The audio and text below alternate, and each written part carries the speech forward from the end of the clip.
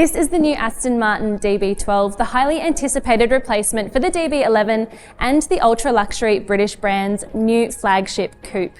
When we got word that the very first example to land in Australia was right here in Sydney, ahead of our first drive next month, we just had to come and check it out. So come for a closer look with us at this new flagship Tourer, which is unlike any Aston you've seen before.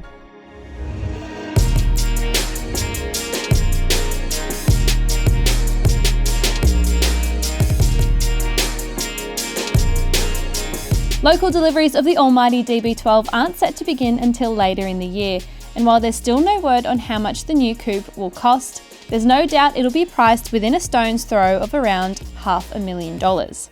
While that's well into Ferrari territory, the world's first super tourer, as Aston describes it, will showcase a raft of new technologies both inside and out. Big news is that Aston has ditched its long-standing V12 for a smaller and slightly more economical V8 powertrain. But don't go whipping out the tissues prematurely, because this 4-litre twin-turbo V8 is sourced by Mercedes-AMG and produces impressive outputs of 500 kilowatts and 800 newton meters. That engine is paired with an 8-speed automatic as standard and should be enough to propel this rear-wheel drive super coupe from 0 to 100 kilometers an hour in 3.6 seconds. Even though Aston Martin says around 80% of the DB12 is all brand new, the truth is it rides on a modified version of the DB11's bonded alloy underpinnings. But the exterior has been meticulously redesigned, while all the components you don't see underneath, like the suspension, transmission and engine, have been completely overhauled. Outside, the grille is wider and the bonnet is more sculpted and now rear hinged. You also get 21-inch alloy wheels with Michelin Pilot Sport 5S rubber for the first time. These tyres have been developed alongside Aston engineers specifically for this machine. And for the first time, you get frameless door mirrors. Inside the cabin is where the Aston Martin DB12 has well and truly been brought into the 21st century, and it's a huge leap forward compared to the DB11.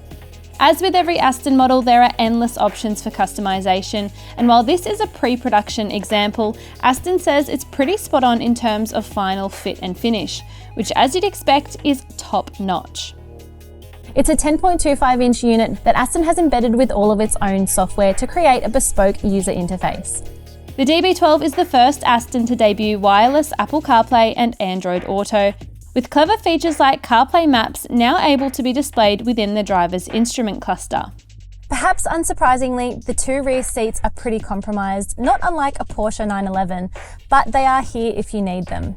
I just wouldn't want to spend too much time here.